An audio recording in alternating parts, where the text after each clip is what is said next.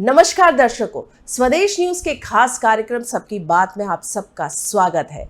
आज हमारे साथ बातचीत के लिए मौजूद है मंत्री हरदीप सिंह डंग, जो कि एनवायरमेंट और रिन्यूएबल एनर्जी के मंत्री हैं। 3 बार के विधायक हैं, जिसमें एक बार उपचुनाव भी लड़ा है। मजेदार बात यह है कि 2 बार कांग्रेस से विधायक रहे हैं और उपचुनाव में वो बीजेपी कमल के फूल पे लड़े और जीते। और जब उपचुनाव वो लड़े, जब कांग्रेस छोड़ के वो बीजेपी में आए, तब उनकी वोट की मार्जिन बहुत ज़्यादा हो गई, लगभग 28,000। और उज्जैन संभाग की अगर हम बात करें तो 2018 में इकलौते थे जो कांग्रेस से वहां पे जीते। तो चलिए, बहुत सारी बातें हैं इनके विभाग से संबंधित, इनके क्षेत्र से संबंधित। मज़ेदार बात एक और आपको बताती हूँ। जिस क्षेत्र से आते हैं, जहाँ से वो जीतते हैं, वहाँ पे सिख की संख्या मात्र 17 है, 17। लेकिन चूंकि ये ज़मीन से जुड़े हैं, विकास की बात करते हैं, क्षेत्र के लोगों की चिंता करते हैं, तो जीतते हैं।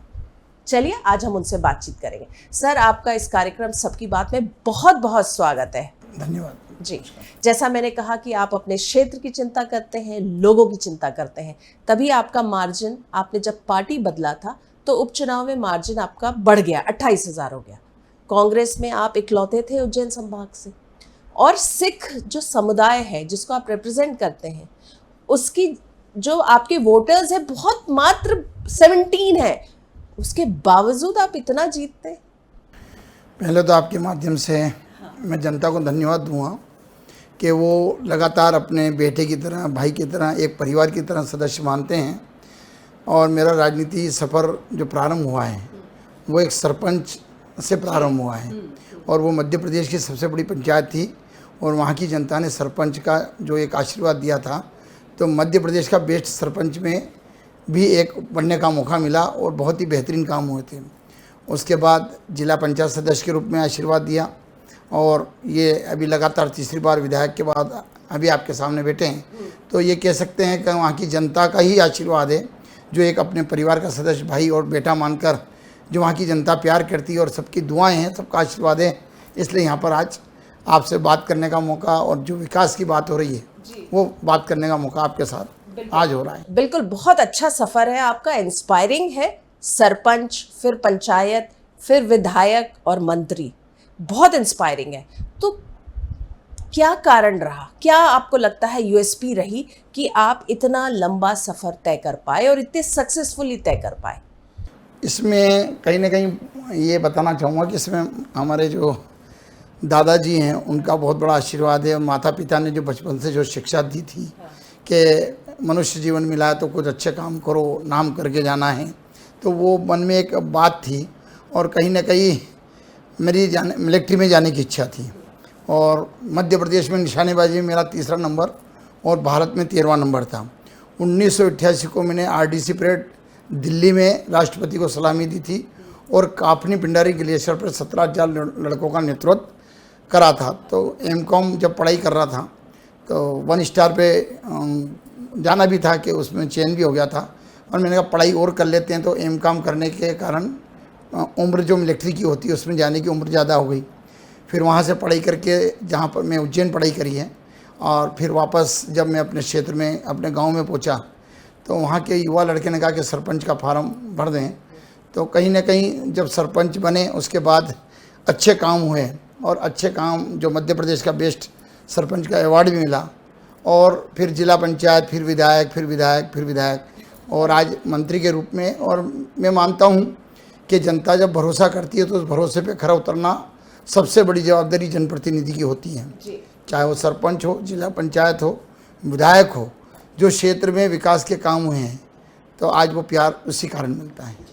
देखिए, आपका पॉलिटिकल बैकग्राउंड नहीं है फैमिली में, तो पॉलिटिक्स जो बोलते हैं टेढ़ी खीर है, और आपके पास पॉलिटिकल बैकग्राउंड नहीं था, तो फिर आप कैसे उन चुनौतियों का आपने सामना किया? किन लोगों ने आपकी मदद की?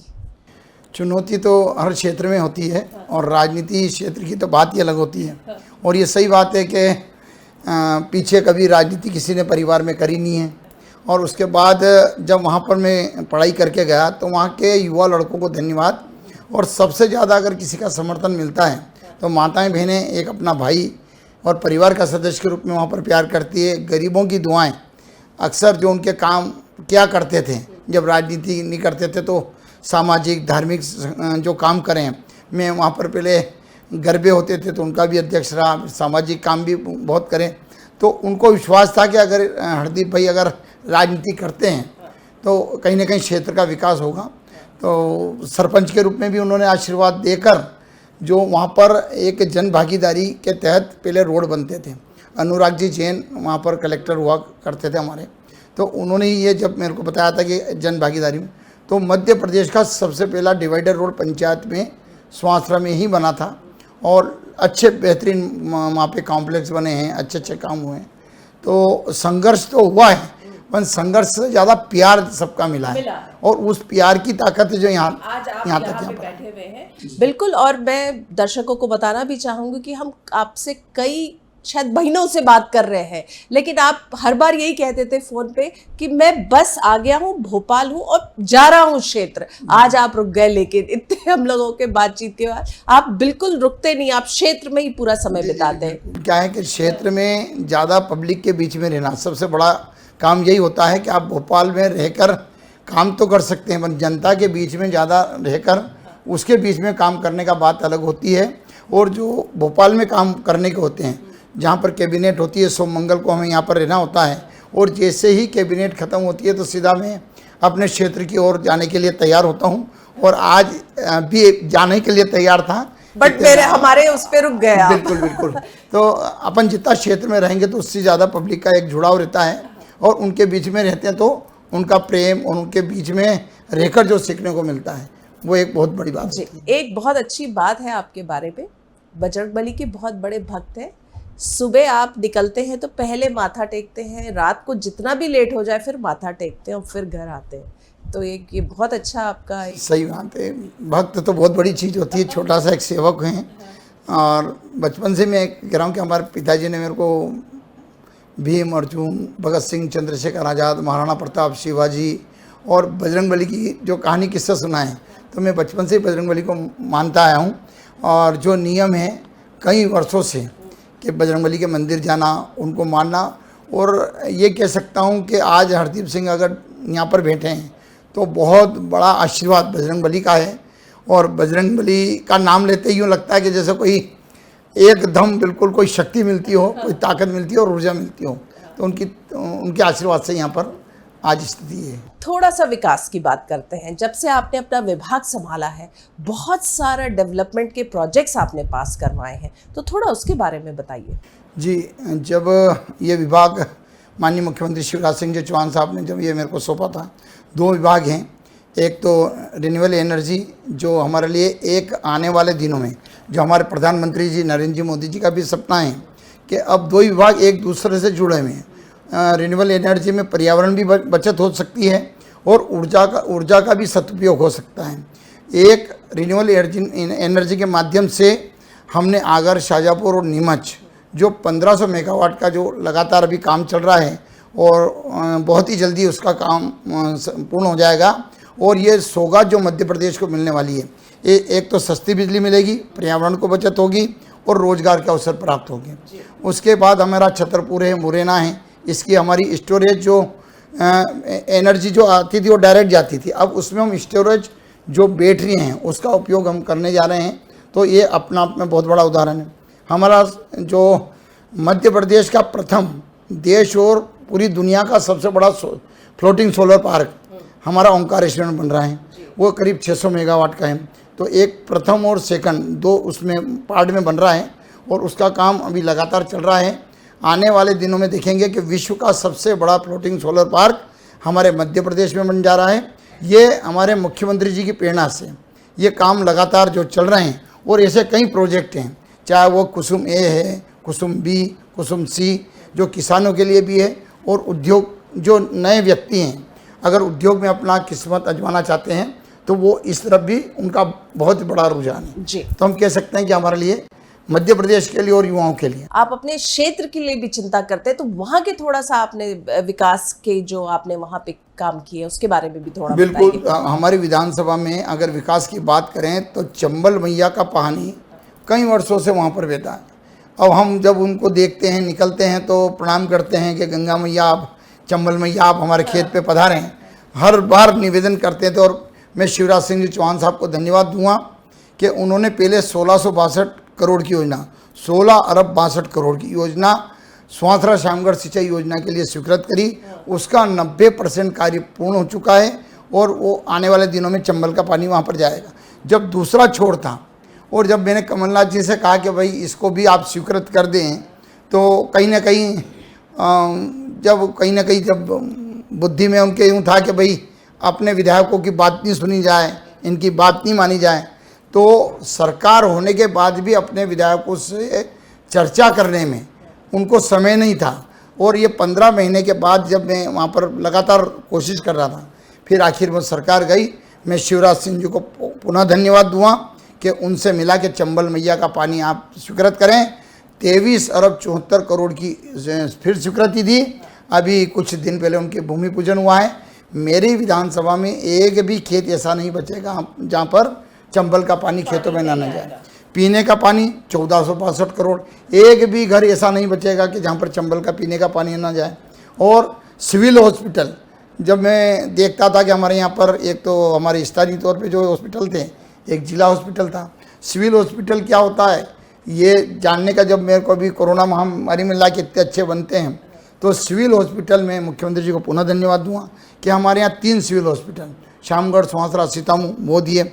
हमारे यहाँ पर कॉलेजेस हैं, हमारे यहाँ पर ITI है, हमारे यहाँ मतलब जितनी सुविधाएं हैं, अभी सड़कें वहाँ पर दी है, हमारे यहाँ डैम दिए हैं, जो मांगा हमारे यहाँ पे धतुरिया की पुलिया जो बाढ़ में बह गई थी वो दिए, ओवर ब्रिज हमारे यहाँ पर दिए हैं। तो जो मांगा अरबों खरबों का विकास अगर हम कह सकते हैं तो माननीय शिवराज सिंह जी चौहान साहब के नेतृत्व में हुआ है। और जिस प्रकार से भारतीय जनता पार्टी काम करती है मुझे गर्व है, चाहे वो राष्ट्र की बात हो या विकास की बात हो। तो माननीय मोदी जी के नेतृत्व में, शिवराज सिंह जी के नेतृत्व में अभी हमारी बिटिया लक्ष्मी, लाडली बिटिया तो थी अब लाडली बहना भी हमारे बीच में आई है। और जो क्रांतिकारी कदम उन्होंने अब 1000 रुपये महीने की जब बोला था, तो कांग्रेस ने पहले भी झूठ बोल के कि हम स्व सहायता समूह महिलाओं के लिए लाएंगे और उनका माफ़ करेंगे, वो माफ़ नहीं करा। युवाओं को रोजगार 4000 रुपये भत्ता देने की बात करी थी, वो नहीं दिया। मैं शिवराज सिंह जी चौहान साहब को धन्यवाद दूंगा कि कमलनाथ जी के टाइम का जो किसानों पर ब्याज चढ़ गया था, वो ब्याज उन्होंने आज जमा करा दिया है। आज उन्होंने बहनों के लिए 1000 रुपये की जगह धीरे धीरे करके 3000 रुपये तक देने की बात की है। लाडली बिटिया हमारे लिए है। ऐसी कई योजनाएं हैं जो भारतीय जनता पार्टी ने दी है और लगातार जो हमारा प्रदेश और देश बढ़ रहा है, हमें गर्व है। मेरे ख्याल से आप शायद पहले व्यक्ति थे जिन्होंने कांग्रेस को छोड़ा था और कमल को थामा था। उसके बाद तो सिंधिया जी के सारे समर्थक आ गए, हालांकि आप बेंगलोर में भी थे उन लोग के साथ, तो आप अकेले थे जो निकल पड़े थे और कांग्रेस छोड़ा था। जी जी बिल्कुल। तो उस समय क्या चल रहा था? क्योंकि देखिए जब 22 लोग 23 लोग साथ जाते हैं तो एक अलग कॉन्फिडेंस आता है, लेकिन आप पहले व्यक्ति थे, अकेले थे और आपने फैसला ले लिया था कि नहीं मुझे कांग्रेस छोड़ना और बीजेपी में आना है। एक तो सबसे बड़ी बात है, आपने बहुत अच्छा प्रश्न पूछा, कि सबसे बड़ी बात है कि मैं 16/2/19 को, मैं आपको तारीख बता रहा हूँ, 16/2/19 को कमलनाथ जी को मैंने पहला पत्र दिया था मेरी नाराज़गी का कि आप मेरी बात नहीं सुन रहे हैं और जो मेरे को आवश्यकता है मेरे क्षेत्र में आप वो नहीं दे रहे हैं। फिर उसके बाद 7वें महीने में दिया। मैं सभी लीडर से, मैं माननीय दिग्विजय सिंह जी से मिला था, सिंधिया जी से मिला था, पर मेरे को नहीं पता था कि जितना मैं दुखी हूँ उससे ज़्यादा वो दुखी हैं। और तो कहीं ना कहीं सब नेताओं से जब मिल रहा था, हाँ, तो कहीं ना कहीं जब मैंने ये निर्णय आखिरी बार जब मिला था तो ये सिंचाई योजना का लेटर मेरे हाथ में था। तो मैंने कहा था कि ये दें, तो उन्होंने जो ये एक बात फेमस है कि चलो चलो, तो ये वाकई होता था जो फेमस है, क्या लोग कहते हैं, क्या ये सच्चाई है? मेरे साथ मैं तो चलो मैं प्रैक्टिकल में हूँ। अच्छा, क्या करा था बताइए जरा। वो उनकी जब अच्छा, ये उनका स्टाफ भी जानता है और सभी जानते हैं। और जो विधायक अभी कांग्रेस में हैं, ये बात वो भी बता सकते हैं। जो वो बस गए कि चलो, मैंने कहा सर ये चलो ठीक है। वो मैंने वहाँ पर ही कागज फाड़े और मैंने उसी दिन सोच लिया था कि 15 आपने महीने उनके सामने फाड़ा था? बिल्कुल, मतलब जैसे ही उनके सामने नहीं, बाहर निकल के मैंने कहा कोई फायदा नहीं है। हाँ। और वो फाड़े और मैंने कहा कि अगर 15 महीने में जो मुख्यमंत्री अपने विधायक की बात नहीं सुन सकते हैं, उनको टाइम नहीं दे सकते हैं, तो फिर मैंने कहा 15 महीने तो निकल गए और उसके बाद ये जो समय जाएगा तो पब्लिक को जवाब नहीं दे पाएंगे। उसी टाइम मैंने निर्णय ले लिया था। और भले सरकार चेंज हो या ना हो, भले कमलनाथ जी की सरकार रहती, पर ऐसी पार्टी में नहीं रहता जो एक तो बात नहीं सुनी जाए, फिर जहाँ पर विचारधारा की बात आती है कि जहाँ पर एक हमारे शंकराचार्य जी का एक यात्रा निकली थी, एकात्म यात्रा, उसमें कोई भी कांग्रेस का लीडर, जबकि वो शंकराचार्य जी सबके होते हैं, कांग्रेस का एक भी लीडर, शासकीय प्रोग्राम था, खाली मेरे अलावा पूरे मध्य प्रदेश में एक भी नहीं चढ़ा। और जहाँ पर 370 धारा हटाने की बात आई थी तो सबसे पहले समर्थन, क्योंकि देश हमारे लिए सबसे बड़ा होता है। और कांग्रेस के कुछ व्यक्ति खाली देश की बात तो करते हैं, पर जहाँ पर अब उन्होंने जय सियाराम को भारतीय जनता पार्टी के साथ जोड़ रखा है, सीताराम को जोड़ रखा है, अब उनको पता पड़ा है कि चुनावी हिंदू बनने का तैयार है। चुनाव जब आएंगे तो हिंदू की बात करेंगे और वो भी डर डर के करेंगे। आप अगर सनातन धर्म की बात करते हैं, हिंदुत्व की बात करते हैं, तो आपको ओपन बात करना चाहिए, खुल के करना चाहिए, खुल के करना चाहिए। तो आज वो डर के करते हैं और उसके बाद उनकी जो देश हित में जो कदम उठाने चाहिए, आज मोदी जी पे गर्व है। आज जो मोदी जिस प्रकार से काम कर रहे हैं, योगी जी काम कर रहे हैं, शिवराज जी काम कर रहे हैं, तो ऐसी पार्टी में रहकर गर्व महसूस होता है कि आज उसमें रहकर काम करने का मौका पार्टी ये ने तो दिया है। ठीक है, चलिए आपने अपना बताया, लेकिन अभी हम मैं बात करूंगी कर्नाटक चुनाव की। वहां पे जिस सर्वे टीम ने सर्वे किया था, उसके सर्वे के मुताबिक कर्नाटक में मेजॉरिटी आई कांग्रेस को, मध्य प्रदेश में भी आने वाले चुनाव में मेजॉरिटी, फुल मेजॉरिटी कांग्रेस को आने वाली है। आपको क्या लग रहा है ऐसे में? फिर बीजेपी ये कर्नाटक का चुनाव, उनके मुद्दे, उनकी वहाँ पर भौगोलिक स्थिति जो है, लेकिन दोनों में समानता है। कर्नाटक में भी ऐसी था कि चुनी हुई सरकार को गिराई बीजेपी ने, यहाँ भी वही हुआ, चुनी हुई सरकार थी, गिरी। चलिए जिस भी कारण, आप वहाँ पर नंबर देखेंगे कि विधायक कितने कौन बने हैं, और जब वहाँ पर कांग्रेस सरकार बनती है तो नारे कैसे लगते हैं। ये मध्य प्रदेश है, ये कर्नाटक जैसी स्थिति यहाँ नहीं है। यहाँ पर कहीं ना कहीं जिस बात को लेकर लड़ाई लड़ते हैं मध्य प्रदेश वाले और जिस बात से आगे बढ़ते हैं, कर्नाटक की स्थिति को मैं अच्छी तरह यहाँ बताना, क्योंकि एक उसको खुला करना अपना आप में फिर कहीं ना कहेंगे कि राजनीति चल रही है, पर मध्य प्रदेश की मैं कह सकता हूँ कि जो हम तो विकास की बात करते हैं, चलो दूसरी बात नहीं करते हैं। शिवराज सिंह चौहान साहब 20 साल से मुख्यमंत्री होने जा रहे हैं। ये बता दें कि मध्य प्रदेश में 24 घंटे लाइटें किसने दी, हमारे यहाँ पर सड़कें किसने दी, खेत खेत तक लाइटें किसने पहुँचाई, सिंचाई के साधन किसने उपलब्ध कराए, लाडली लक्ष्मी योजना कौन लाया, लाडली बहना योजना कौन लाया, हमारी माताएं बहनें डिलीवरी का टाइम होता है तो उसकी गाड़ी पहुँचाने का काम किसने करा। आज ए से लेकर जेड तक, और मैं तो कह रहा हूँ कि किसान सम्मान निधि अभी करीब 6,000 वो दे रहे हैं मोदी जी और 4,000 ये दे रहे हैं। अब 12,000 रुपये सम्मान निधि के दिए जाएंगे और 12,000 लाडली बहना के, मतलब एक पुरुष को भी 12,000 रुपये मिलेंगे और महिला को भी मिलेंगे। तो ऐसा कौन सा प्रदेश होगा जहाँ पर ऐसे मुख्यमंत्री जब काम कर रहे हों। तो यहाँ मैं कह सकता हूँ कर्नाटक तो अपनी जगह है, यहाँ पे 150 प्लस भारतीय जनता पार्टी की सीट 1000% आएगी। और अच्छे अच्छे कांग्रेसी इस बात को जानते हैं कि जो काम शिवराज जी ने करा है वो कोई मुख्यमंत्री नहीं कर सकता। बट कमलनाथ जी बार बार ये कहते हैं, डॉक्टर गोविंद सिंह कहते हैं कि बीजेपी के विधायक सारे हमारे संपर्क में, हम लोग नहीं ले रहे उनको।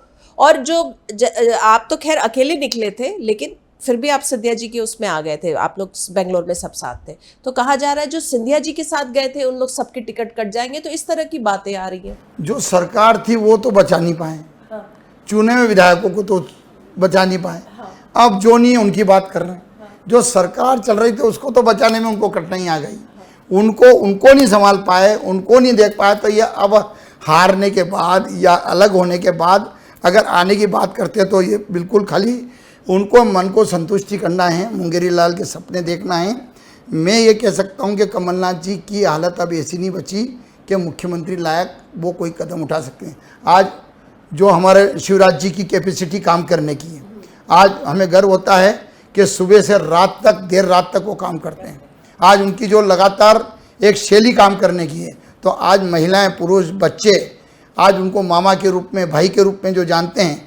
कमलनाथ जी आज थक चुके हैं, आज उनकी उम्र हो चुकी है। तो आज मध्य प्रदेश को जो मुख्यमंत्री चाहिए, जो 20 साल से उन्होंने करके दिखाया है, और कमलनाथ जी ने किसानों को कर्जे में डाला, युवाओं को रोजगार भत्ता नहीं दिया, स्व सहायता समूह की बात करी वो नहीं दिया। अब एक और लाख कह रहे हैं कि हम 1500 रुपये देंगे। अरे पहले 500 का सिलेंडर देंगे। हाँ, 500 का सिलेंडर देंगे।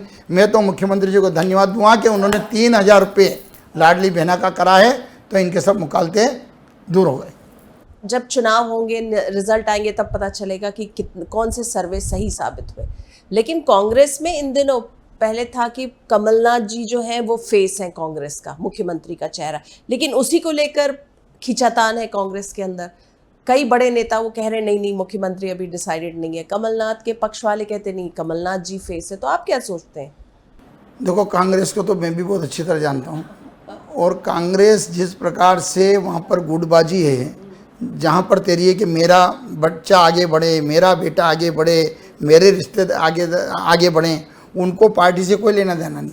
हमारा व्यक्ति कौन आगे बढ़ता है, जो एक ज़मीन पे कार्यकर्ता काम करने वाला है, कांग्रेस में उसको देखने वाला कोई नहीं है। और ये तो मैं धन्यवाद दूंगा कि कांग्रेस में कुछ व्यक्ति ऐसे आ जाते हैं जो अपने मेहनत से मुकाम पे पहुंच जाते हैं, नहीं तो वहाँ पर रिश्तेदारी, परिवारवाद जो वहाँ पर है वो किसी से छुपा हुआ नहीं है। और जैसे ही टिकट वितरण होगा तो वहाँ पर मालूम पड़ जाएगी कि कांग्रेस की ओरिजिनल स्थिति क्या है, क्योंकि वहाँ पर तेरी मेरी और वहाँ पर पहले ही तय हो चुका है कि किन किन को, मेरे रिश्तेदारों को, किन किन मेरे वालों को टिकट देना है। और ये तो अभी बेचारे जो मेहनत कर रहे हैं ना, उनको अभी थोड़े दिन बाद मालूम पड़ेगा कि हमसे खाली मेहनत करवाई, पब्लिक बुलवाई, और टिकट जिसको देना है वो कौन कौन उनके रिश्तेदार। लेकिन देखिए, जब हमारी बीजेपी में बात होती है इन दिनों, तो जितने वरिष्ठ नेता वो भी ये बात को मानते हैं, स्वीकारते हैं, भले ही कैमरे में नहीं बोलते। बोले कि इस बार जो बीजेपी में जो कंपटीशन है वो बीजेपी के नेता और बीजेपी के ही अंदर है, क्योंकि जो अंदरूनी खींचतान है, अंदरूनी राजनीति, आपके जैसे जो इम्पोर्टेड जो नेता आ गए, जिनको टिकट मिल गया, जो मंत्री बन गए, जिनको पद मिल गया, उनको दोबारा टिकट मिलेगा, तो बाकी नेताओं का क्या, उनके राजनीतिक भविष्य का क्या? ऐसे इसीलिए तो दीपक जोशी कांग्रेस में चले गए। तो जो खींचतान है, अंदरूनी जो आप लोगों के बीच में जो झगड़ा है, वही जो है चिंता का विषय है बीजेपी के लिए। देखो, मैंने जो बीजेपी को देखा है, समझा है, जाना है, यहाँ पर एक संगठन बहुत मजबूत है। यहाँ पर कोई भी नेता कितना आपस में मनमुटाव रखता हो, अपना अपना सबका तरीका रहता है, शैली रहती है राजनीति करने की, और उसमें कंपटीशन तो होता ही और होना भी चाहिए। पर आखिरी में जाकर जब संगठन कोई बात करता है, तो आज अपन ने कई राज्यों के जो चुनाव आज देखे हैं, आप फिर कर्नाटक की बात करेंगे तो आज अपन गुजरात की भी बात कर सकते हैं। गुजरात में जिस प्रकार से चुनाव वहाँ पर संगठन के बलबूते पे लड़ा है, और जितने भी वरिष्ठ लोगों का मार्गदर्शन, आज हमारे लीडरशिप लगातार उन सबसे संपर्क में रहती है कि आज कौन वरिष्ठ लोग हैं जिससे हम संपर्क नहीं कर पा रहे हैं। वो अभियान हमारे यहाँ चल रहा है। हमारे यहाँ पर बूथ पे अध्यक्ष के पे जाने का, उनसे मिलने का प्रोग्राम चल रहा है। और मैं मानता हूँ कि हिंदुस्तान में अगर कोई संगठन के मान से कोई पार्टी मजबूत है तो उसका नाम है भारतीय जनता पार्टी। और जो देश हित की बात करती है, जो विचारधारा पे काम करती है, और जो विचारधारा पे काम करती है, उसका नाम है भारतीय जनता पार्टी। आप देखेंगे 150+ भारतीय जनता पार्टी, चाहे कितने भी पुलाव कांग्रेस ही बना सकते हैं, और अगर बीजेपी के जितने भी मन में कुछ है तो संगठन उनको दुरुस्त करेगा और आगे बढ़ेंगे। कई जो बातें आ रही है वो ये आ रही है कि राहुल गांधी धीरे धीरे उनका जो पॉपुलैरिटी ग्राफ है वो बहुत इंक्रीज होता जा रहा है। आपको लगता है उससे फर्क पड़ेगा मध्य प्रदेश की राजनीति में? देखो, राहुल गांधी जी के बारे में बोलना तो सोशल मीडिया में अच्छी तरह जानते हैं। वो जो बीच बीच में जो हरकतें करते हैं तो पब्लिक उनके बारे में सब जानती है कि कब क्या बोल देंगे। उनको ये पता नहीं है कि एक लोकसभा जैसे मंदिर में अगर वो आंख बंद करके एक मज़े लेने की बात करते हों, वहाँ पर आलू से सोना बनाने वाली बातें जो हमने सोशल मीडिया में देखी वो बात कर देते हों।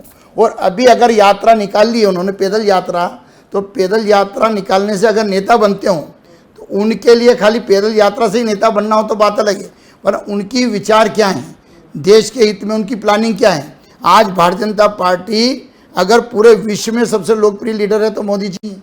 तो राहुल जी और मोदी जी की अगर आपस में तुलना करें तो राहुल जी अगर एक हिंदुस्तान के लीडर की तो बात करें, अगर एक प्रदेश के भी लीडर अगर माना जाए तो युवा अच्छी तरह जानता है कि राहुल जी क्या हैं और मोदी जी क्या। आपके बारे में बात करें तो आप स्पोर्ट्स के बहुत शौकीन हैं, काफ़ी कुछ आप खेलते भी हैं, तो ये अभी भी आप ये कर पाते हैं? मंत्री रहते हुए आप लोगों का शेड्यूल तो इतना बिजी रहता है।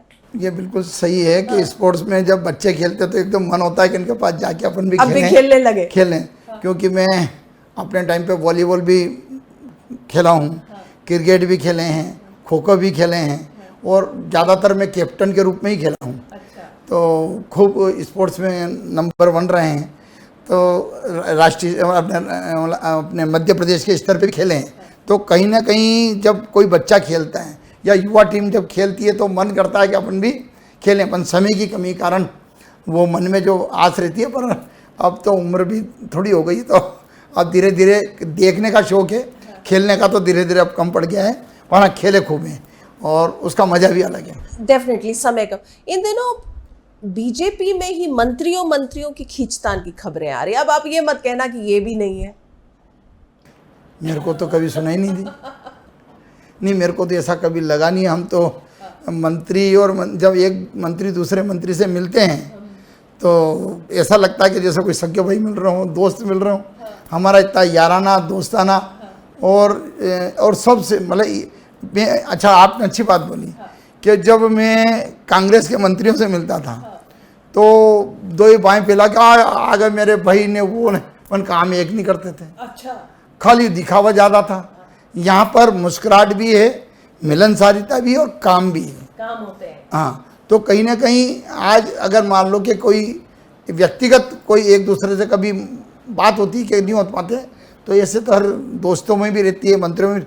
पर मैं मानता हूँ कि भारतीय जनता पार्टी के मंत्री एक दोस्ताना, एक भाईचारा जो है शायद और कोई दूसरे मंत्रिमंडल में देखा नहीं है। चलिए एक सवाल जरूर पूछूंगी। देखिए बहुत साल हो गए बीजेपी यहाँ पे सत्ता में है, एक ही चेहरा है मुख्यमंत्री शिवराज सिंह चौहान। ऐसा नहीं लगता एंटी इनकम्बेंसी बहुत ज़्यादा होगी, लोगों को कुछ बदलाव चाहिए, कुछ चेहरा ही बदल जाए? जैसे गुजरात के मॉडल की बात करें तो गुजरात में जितने भी एग्जिस्टिंग लोग थे काफ़ी परसेंटेज में उनके टिकट काट के नए चेहरे को लाया गया था और माना जाता है कि उसी के कारण जो है गुजरात में दोबारा से बीजेपी इलेक्ट हुई। क्या है कि चेहरा बदलने की बात, ये बात वो बात, शिवराज जी की जो मेहनत है, जो लोकप्रियता है, वो पूरे एक एक बच्चा जानता है, हमारी बहनें जानती है, हमारा किसान बंधु जानता है कि उन्होंने क्या काम करा। शायद ये बात वही करते होंगे जिनको डर है कि यार ये शिवराज जी अगर फिर रहते हैं तो कहीं ना कहीं फिर हमें मौका ना मिले, तो ये बात, ये भावनाएं वो पहुँचाते होंगे। और शिवराज सिंह जी जैसा मुख्यमंत्री मिलना ये गर्व की बात है पूरे देश के लिए कि ऐसे मुख्यमंत्री के रूप में हमें मध्य प्रदेश के मुख्यमंत्री मिले हैं जो दिन रात जनता की चिंता करते हैं। इसलिए मैं नहीं मानता कि कोई जनता के बीच में ऐसी बात होना चाहिए। एक सवाल और दिग्विजय सिंह जी के बारे में पूछूंगी। इन दिनों वो उस क्षेत्रों का दौरा कर रहे हैं, लगभग उन्होंने कर लिया है जहां पे 2018 में कांग्रेस हार गई थी और कांग्रेस को एकजुट करने की कोशिश कर रहे हैं। आप इसका आपको लगता है असर आएगा आने वाले चुनाव? मेरा तो मानना है कि उनको हर जगह जाना चाहिए। अच्छा, जहाँ पर जाएंगे वो भारतीय जनता पार्टी को फायदा पहुँचाएंगे। मतलब वो जगह चले जाएं जहां से कांग्रेस जीती थी? बिल्कुल जाना चाहिए उनको। तो मैं तो कह रहा हूँ कि 230 विधानसभा पे घूमेंगे उतना ही भारतीय जनता पार्टी को फायदा है। मतलब 230 पूरा वो कांग्रेस हार जाएगी? बिल्कुल, मैं तो कह रहा हूँ उतना सबसे ज्यादा फायदा वही कराएंगे। अच्छा, जितनी जगह वो जाएंगे उतना फायदा भारतीय जनता पार्टी को। इसलिए घूमे, खूब मेहनत करें। और कांग्रेस में रहे हैं उनके साथ? बिल्कुल रहे हैं और मैं अच्छी तरह बोल रहे, मैं अच्छी तरह जानता हूँ कि जहाँ जहाँ वो गए हैं वो रिजल्ट देखना, तो वो जहाँ पर भी जाएंगे वो भारतीय जनता पार्टी को फायदा जरूर पहुँचाएंगे। चलिए, आपने स्वदेश न्यूज़ के इस खास कार्यक्रम सबकी बात को अपने बिजी शेड्यूल में समय निकाल के समय दिया, इतनी सारी बातें की, इतने विस्तार में की, बेबाक तरीके से की। जाते जाते आप स्वदेश न्यूज़ के दर्शकों को कुछ कहना चाहें तो? पहले तो मैं स्वदेश न्यूज़ को धन्यवाद दूँगा कि आज उन्होंने भी थोड़ा समय निकाल के जो चर्चा करी है। और पूरी टीम, मुक्ता जी और पूरी टीम को भी धन्यवाद देता हूँ कि लगातार मैं देखता हूँ कि जितनी मेहनत एक पत्रकार के रूप में आप करते हैं और पूरी टीम करती है, मैं ईश्वर से प्रार्थना करता हूँ आप हमेशा स्वस्थ रहें, मस्त रहें, और चैनल के लिए यही शुभकामनाएं देता हूँ कि हमेशा सामाजिक और देश हित में जो लगातार कार्यक्रम देते हैं, तो उनको भी शुभकामनाएं। बहुत बहुत धन्यवाद जी, आपने हमसे बातचीत की, आपका बहुत बहुत धन्यवाद। तो दर्शकों, इस एपिसोड में हमने बात की एनवायरमेंट और renewable energy minister Hardeep Singh Dang से। 3 बार के विधायक हैं, मंत्री हैं, कांग्रेस में रहे, बीजेपी में हैं, बहुत ही डाउन टू अर्थ है, पूरा वक्त क्षेत्र में बिताते हैं, विकास की बातें करते हैं और उसके अलावा कुछ नहीं करते। तो इस बार के एपिसोड में बस इतना ही। अगले हफ्ते एक बार फिर से मुलाकात होगी एक नए मेहमान के साथ। तब तक के लिए दीजिए हमें आज्ञा। नमस्कार। ऐसे ही वीडियोस के लिए हमें लाइक, शेयर, फॉलो और यूट्यूब पर सब्सक्राइब कर बेल आइकॉन दबाना ना भूलें, और ताजा अपडेट्स के लिए हमारी वेबसाइट swadeshlive.com पर जरूर जाएं।